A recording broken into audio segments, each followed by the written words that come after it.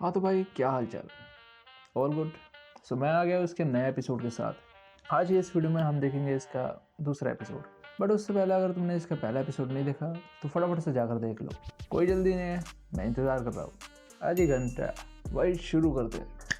सो hey everyone, मेरा नाम है Vikram and welcome back to the channel. बिना देरी के एपिसोड 2 स्टार्ट करते हैं। एपिसोड 2 स्टार्ट होते हैं हम देखते हैं कि शिन शॉप पे काम कर रहा होता है और साकामोटो न्यूज़पेपर रीड कर रहा होता है। फिर शिन साकामोटो की तारीफ कर रहा होता है कि रिटायरमेंट होने के बावजूद भी उसने कैसे बॉस और उसके शूटर्स को सिंगल ब्लो में मार गिराया। इस दौरान साकामोटो उसे वापस काम में लगने के लिए कहता है, बस शिन सुनता नहीं है और लगातार उसकी तारीफों के फुल बांधे जा रहा होता है। वहीं पास में साकामोटो की वाइफ काम कर रही होती है और वो ये सब सुन लेती है, जिस पर वो बड़े ही गुस्से से साकामोटो से कहती है, कहीं तुम वापस से तो हिटमैन नहीं बन रहे। साकामोटो डरते हुए मना कर देता है, पर शिन कहता है, कल ही तो तुमने उन लोगों को मारा था। साकामोटो बताता है कि मैंने ध्यान रखा था कि वो ज्यादा घातक ना हो। उसकी वाइफ उससे कहती है, अगर तुमने हमारा फैमिली रूल तोड़ा तो मैं तुम्हें डिवोर्स दे दूंगी। जिस पर साकामोटो डरते हुए सिर हिलाता है, मतलब वो कहना चाहता है कि मैं इसका ख्याल रखूंगा। इसके बाद साकामोटो की वाइफ शांत होकर बाहर सफाई करने चली जाती है। जिसके बाद शिन साकामोटो से उसकी फैमिली रूल के बारे में पूछता है, जहाँ साकामोटो शिन को फिर से अपनी इमेजिनेशन में मारता है और उसे अपना मुंह बंद रखने के लिए कहता है। जिसके बाद हमें अगला सीन देखने को मिलता है, जहाँ शिन और साकामोटो निकिता चाइना टाउन में अपनी शॉप के लिए कुछ आइटम खरीदने आते हैं। साकामोटो एक शॉप से अपनी वाइफ एओई और अपनी डॉटर हाना के लिए पोक बंस खरीदता है, जो कि उसकी डॉटर को काफी पसंद है। शिन ये देखकर काफी खुश होता है कि वो अपनी फैमिली से कितना प्यार करता है। देन शिन अचानक से साकामोटो से उसकी फैमिली रूल के बारे में पूछने लग जाता है। साकामोटो कहता है, इस बात को छोड़ दो। शिन कहते, तुम्हें एक्सप्लेन करने की जरूरत नहीं है, बस तुम उसके बारे में सोचो, मैं उसी से समझ जाऊंगा। ऐसी वो बातें करते हुए जा रहे होते कि एक बिल्डिंग से एक लड़की साकामोटो के ऊपर आ गिरती है, जिसका नाम है लू शाओटांग। एंड यहाँ उसकी वजह से उनके पोक बंस खराब हो जाते हैं। इतने में वहाँ पर कुछ लोग आ जाते हैं जो कि लू को ढूंढ रहे होते हैं। वो आते ही लू पर अटैक कर देते हैं, पर वो डॉज करके एक एक को पीट देती है। एंड फिर एक पॉइंट पर आकर उनमें से एक बंदा उसे पकड़ लेता है एंड दूसरा बंदा उसे नाइफ से स्टैब भी करने वाला होता है कि इतने में वहाँ पर साकामोटो आ जाता है, जो कि उसकी नाइफ को तोड़ देता है और एक पंच में उसे ढेर कर देता है। वहीं शिन पीछे से आकर उस गंजे के सर पे दे मारता है, जिससे लू फ्री हो जाती है और जो बंदा उस पर गोली चलाने वाला था वो उसे मार गिराती है। फिर कुछ देर बाद वहाँ पर कुछ और लोग आ जाते हैं, जो कि शिन और साकामोटो को लू के साथ देखकर समझते हैं कि ये लू की गैंग है और उन पर फायरिंग स्टार्ट कर देते हैं, जिससे बच के वो तीनों वहां से भाग जाते हैं। जिसके बाद हमें डैन कॉर्पोरेशन का सीईओ देखने को मिलता है, जिसने उन लोगों को भेजा था जो कि लू को मारने आते हैं। सीईओ अपने आदमी से लू के बारे में पूछता है, जहाँ वो आदमी बताता है कि वो उनके हाथों से बच निकली।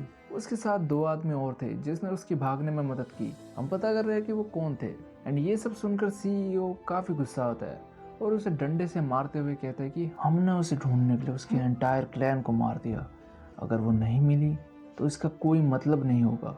इतना कह के सीईओ से जाने के लिए कहता है कि इतने में एक बंदा आकर उसका सर काट देता है। एंड इस बंदे का नाम है बाचो। वो उसके सर के साथ खेलने लग जाता है कि इतने में उसका भाई आ जाता है, जिसका नाम है सन ही। वो उसे डेड बॉडी से खेलने के लिए मना करता है क्योंकि वो टेस्टलेस होती है। वैसे तो ये लोग पेशे से हिटमैन है जो कि अपने टारगेट को बुरी तरह मारते हैं। सीईओ उनसे कहता है कि हमें उस की जरूरत है जो उस लड़की के पास है। एक बार हमें वो की मिल जाए तो हम पूरे ब्लैक मार्केट पर रूल कर सकते हैं। मुझे फर्क नहीं पड़ता कि उसके लिए तुम्हें क्या करना पड़ेगा, बस तुम उस लड़की को ढूंढ निकालो। जिस पर वो लोग कहते हैं, इसका मतलब हम किसी को भी मार सकते हैं जो हमारे रास्ते में आए। सीईओ कहता है, जो करना है करो। वहीं दूसरी तरफ लू बताती है कि वो एक माफिया की फैमिली से बिलोंग करती है, जिसका नाम है लू क्लैन। शिन उससे पूछता है कि आखिर वो लोग तुमसे चाहते क्या है। लू से वो की दिखाते हुए कहते हैं कि ये की उसके क्लैन के हिडन वॉलेट की है, जिसे उसके पेरेंट ने भरोसा करके दी होती है। शिन कहता है, भाड़ में जाए ये सब, तुम इससे छुटकारा पाओ, तुम्हारी जिंदगी से बढ़कर कुछ नहीं है। जिस पर लू कहती है, मैं ऐसा नहीं कर सकती। इस की को प्रोटेक्ट करने के लिए मेरे मॉम डैड ने अपनी जान दे दी। अगर मैंने ये की उनके हाथों में लगने दी तो मैं उन्हें हेवन में कैसे फेस करूंगी। इतना सब सुनने के बाद जिन्ना साकामोटो समझ पाता है कि वो कैसा फील कर रही है। लू उनसे अपनी वजह से होने वाली परेशानियों के लिए उनसे माफी मांग के जा ही रही होती है कि इतने में साकामोटो से पूछता है कि क्या उसे ऑथेंटिक पोर्क बन बनाना आता है। जिस पर लू कहती है कि वेल, मेरे डैड ने मुझे बेसिक सिखा रखा है तो मुझे लगता है कि मैं बना सकती हूँ। वही शिन साकामोटो से कहता है कि तुम्हें इसमें इन्वॉल्व होने की जरूरत नहीं है, और वैसे भी मुझे इसे लेकर काफी बैड फीलिंग आ रही है। जिस पर साकामोटो कहता है, आज की शॉपिंग ट्रिप कैंसिल, हम इस लड़की को बचाएंगे, जिसके बाद तुम्हें हमारे लिए पोक बंस बनाने होंगे।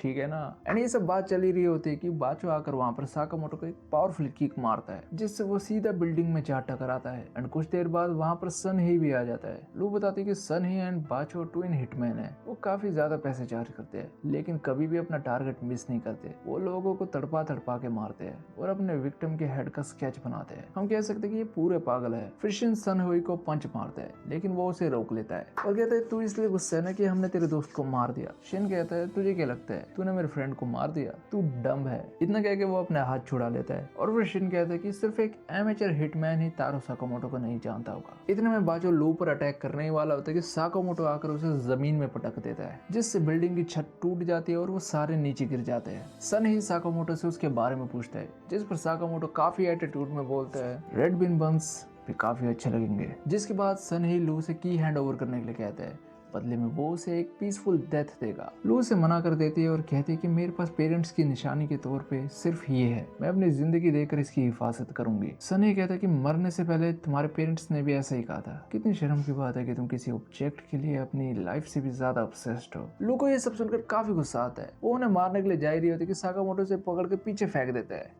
शिन से कहता है पागल मत बनो, वो तुम्हें भड़का रहे हैं, उन्हें खुद पर हावी मत होने दो। जिस पर लू कहती है उस वॉलेट में इस जनरेशन के लिए मेरे एंसेस्टर की विशेष एंड होप्स है। डैड उसे प्रोटेक्ट करते हुए मारे गए, इन गैंड के छेद ने उन्हें मार डाला। ये सब वो कह ही रही होती है कि सन ही उस पर एक नाइफ फेंकता है जिसे साकामोटो रोक लेता है और कहता है कि किसी को कोई हक नहीं है कि वो दूसरों को बताए कि क्या इम्पोर्टेंट है और क्या नहीं। और हम देखते हैं कि उसके हाथ से ब्लीडिंग हो रही होती है जिसे देख लू कहती है कि आखिर तुम मुझे बचाने के लिए अपनी लाइफ खतरे में क्यों डाल रहे हो। जिस पर साकामोटो कुछ नहीं कहता, बस वो अपने ख्यालों में चला जाता है। जहाँ हम देखते हैं कि साकामोटो खून में लथपथ एओई के लिए गिफ्ट लेके आता है जहाँ पर एओई उसे डांटते हुए कहती है कि तो तुम फिर से लोगों को मार के आए हो, आखिर तुम ऐसा कर भी कैसे सकते हो। जिस पर साकामोटो कहता है अगर मैं काम नहीं करता तो मैं तुम्हारे लिए गिफ्ट नहीं ला पाता। एओई कहती है कि मुझे ऐसा गिफ्ट नहीं चाहिए जो ऐसी खून की कमाई का हो, अगर तुम बदल नहीं सकते तो हम एक साथ नहीं रह सकते, गुड बाय। और इतना कह के एओई वहां से कूद जाती है जिसे देख साकामोटो बिना कुछ सोचे समझे उसके पीछे पीछे कूद जाता है। मानो साकामोटो कहना चाहता है कि मरना है तो क्यों ना एक साथ मरे।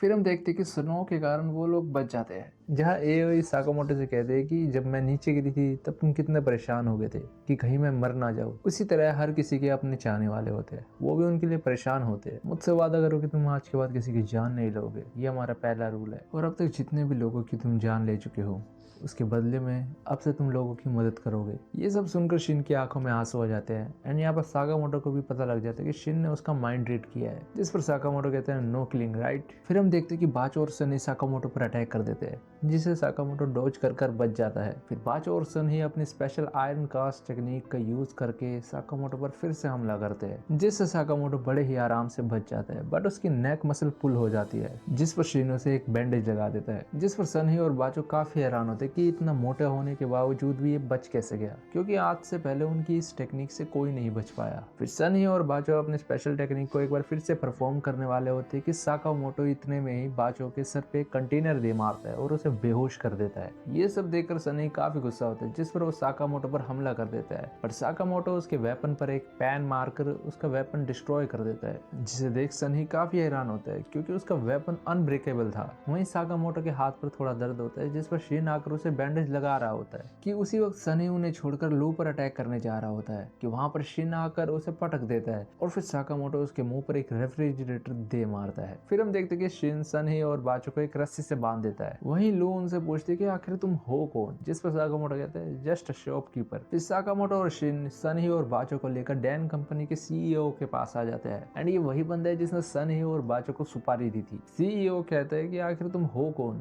और तुमने मेरे गार्ड्स के साथ क्या किया। इतने में पीछे से लू आकर सीईओ के गले पे चाकू रख देती है। डर के मारे सीईओ माफी मांगने लगता है और कहते हैं कि तुम जो कहोगी मैं वो करूंगा, बस मुझे मारना मत। लू कहती है तुम्हारी इस सॉरी से मेरे माँ बाप वापस नहीं आने वाले। फिर लू जी भरकर उसकी कुटाई करती है। फिर मन भरने के बाद वो अपनी की से उस गेट को ओपन करती है जहाँ पर उसका फैमिली वॉलेट होता है। गेट ओपन करते ही हम देखते हैं कि वहाँ पर बहुत सारे सोना, चांदी, बुक्स और काफी अलग अलग चीजों के कलेक्शन होते हैं। शिन को वहाँ पर एक इन्वेंट्री मिलती है जिसमें लिखा होता है कि हर जनरेशन में लू क्लैन के हेड को अपने मोस्ट ट्रेजर आइटम को इस वॉलेट में छोड़ना होता है। फिर लू ढूंढ रही होती है कि उसके फादर ने आखिर इसमें क्या छोड़ा था, जहाँ पर लू को एक अल्कोहल की बोतल मिलती है। उसी के ऊपर एक चिट्ठी होती है जिसमें लू के फादर ने लिखा था कि जब लू बड़ी हो जाएगी तब वो ये साथ पियेंगे। एंड ये पढ़कर लू की आंखों में आंसू आ जाते हैं। शायद जापानीज कल्चर में ऐसा होता होगा, लेकिन इंडियन कल्चर में सवाल ही नहीं उठता। यहाँ मार मार के भरता बना दिया जाता है। बट इन सबसे बड़ी बात यह है कि वो ये मैसेज तब पढ़ रही है जब उसके डैड इस दुनिया से जा चुके हैं। फिर शिन उससे पूछते कि इसमें क्या लिखा है, जिस पर लू बताती है कि ये दुनिया की सबसे बेस्ट अल्कोहल है एंड उन्हें ऑफर भी करती है। फिर वो लोग उसी पिचके हुए पोक बंस को खा रहे होते हैं जो कि लू के गिरने से खराब हो गए थे। फिर हम देखते हैं कि अगले दिन पुलिस उसी एरिया को सील करके इन्वेस्टिगेट कर रही होती है जहाँ साकामोटो की फाइट हुई थी। फिर हम शिन को देखते हैं जो कि शॉप पर होता है। कुछ देर बाद वहाँ पर साकामोटो आता है जिसका सर दर्द कर रहा होता है। शिन उसे जूस ऑफर करता है कि इतने में वहाँ पर एप्रन पहन के लू आ जाती है जिससे साकामोटो ने स्पेशली पोक बन बनाने के लिए हायर किया होता है। शिन कहते हैं कि तुम्हारे पास खजाने का पहाड़ पड़ा हुआ है, भला तुम्हें काम करने की क्या जरूरत। लू कहते हैं कि मैं अपनी फैमिली की चीजों को ऐसे ही इस्तेमाल नहीं कर सकती। फिर शिन साकामोटो से कहते हैं कि मुझे पता चल गया कि why you stop killing. Sakamoto कहता है तुम्हें किसने बताया। शिन बताता है कि उसने फाइट के दौरान उसका माइंड रीड कर लिया था। फिर साकामोटो शिन को फैमिली रूल बुक देता है और कहता है कि तुम्हें भी अब से इन रूल्स को फॉलो करना होगा क्योंकि अब से तुम भी फैमिली का हिस्सा हो। फिर शिन बुक खोलते हैं जिसमें लिखा होता है रूल नंबर 1 जो कि है नेवर किल एनीवन। साकामोटो कहते हैं कि अगर तुमने इसे तोड़ा तो मैं तुम्हें मार दूंगा, जिस पर शिन कहता है कि तुम ऐसा नहीं कर सकते, ये रूल के खिलाफ है। फिर हम एक बिल्डिंग देखते हैं जहाँ पर कुछ लोग बैठे होते हैं। उनके पास जे की तरफ से साकामोटो और शिन की फोटो आती है। ये लोग बात कर रहे होते हैं कि साकामोटो पर लगभग 1 बिलियन येन की बाउंटी है। मतलब किसी ने साकामोटो को टपकाने के लिए 1 बिलियन येन की सुपारी दी है। और यहीं पर ही ये एपिसोड खत्म होता है। वेल, ये लोग कौन है, जे क्या है और किसने साकामोटो को मारने की सुपारी दी है, जानने के लिए वेट करो एपिसोड 3 का। तब तक के लिए stay tune, see you next time.